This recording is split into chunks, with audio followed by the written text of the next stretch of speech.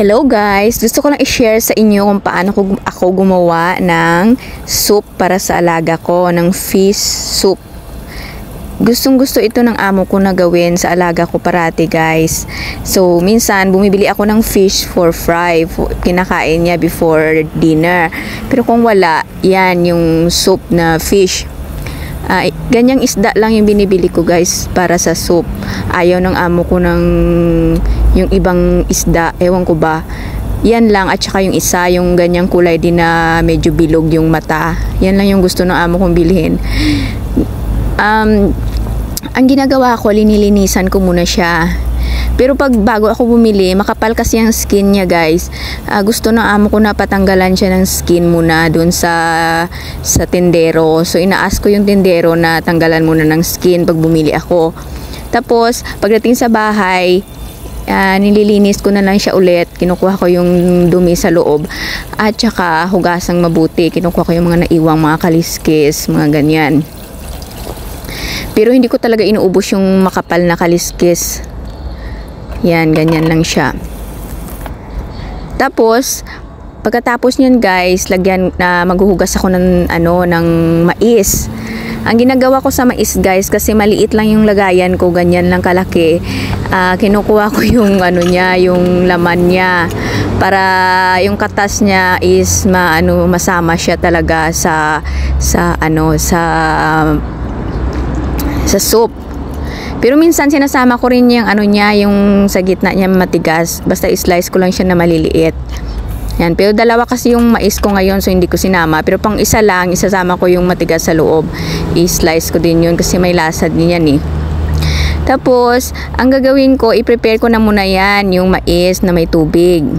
Tapos i-boiled ko yun. Habang bino-boiled ko yung mais na may tubig, magfa-fry na ako ng isda. Ifa-fry ko yung isda guys. Kasi mas maganda siya at saka mas masarap kung i-fry mo na yung isda bago ilagay sa soup na yung kumukulong water na boiled na siya. So, ayan. Kung nagmamadali ka habang nagpaboiled ka ng tubig na para sa fish, isabay mo na fry. Hindi ko siya masyadong nilulutong yung pagka-fry, konti lang na mga mga 50% ko lang siya pina-fry. Tapos nilalagyan ko siya ng ginger guys habang nagpa-fry ako. Tapos sinasama ko na lang din yung ginger sa loob ng net bag pagkatapos. Ayan. Ang mabibili ko niyan sa palengke kung sale siya nasa $45 to dalawa.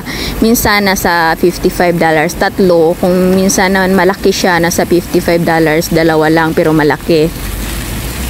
Bali ginagawa ko yan siya guys. Hindi kasi siya pwedeng damihan ng tubig kasi wala na siyang lasa. Na-try ko na yan noon, dinamihan ko ng tubig, hindi ininom ng alaga ko kasi walang lasa.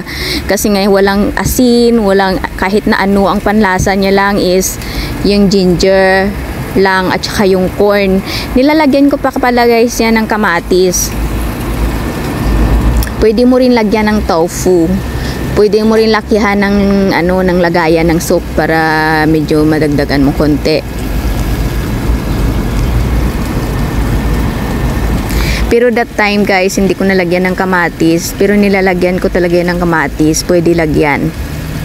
Kasi yung ginagawa ko lang naman is pang 1 to 2 araw lang naman yan ng alaga ko iniinom.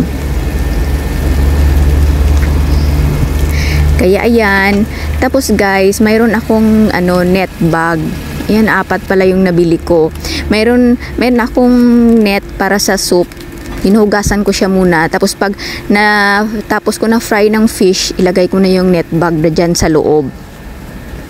Pagkatapos nyan, pwede ko na siyang pakuluan ng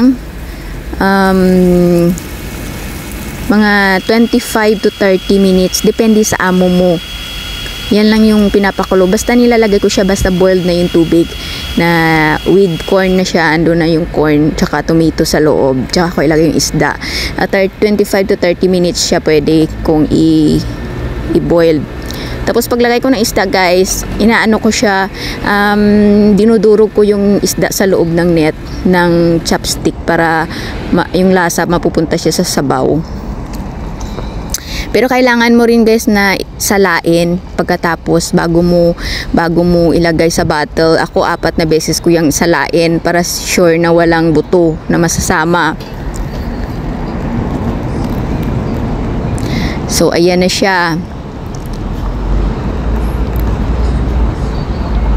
Basta kasi guys na fry yung fish, maganda yung kulay nung soup, puting-puti siya. Tapos mukhang mabango, amoy mabango. Hindi siya malangsa talaga na yung amoy. Yan yung ginagawa kong soup sa alaga ko. Yung alaga ko pala guys is 3 years old. Nun sa alaga ko dati nilalagyan ko siya ng tofu. Pwede siyang lagyan ng tofu. Tapos pwede siyang lagyan ng konting asin. Depende sa amo. Yung amo kasi ayaw niyang lagyan ng asin. Basta soup kasi dito karamihan yung amo ayaw nang lagyan ng asin. Gusto nila pure na yung ingredients lang ng soup ang matitikman nila.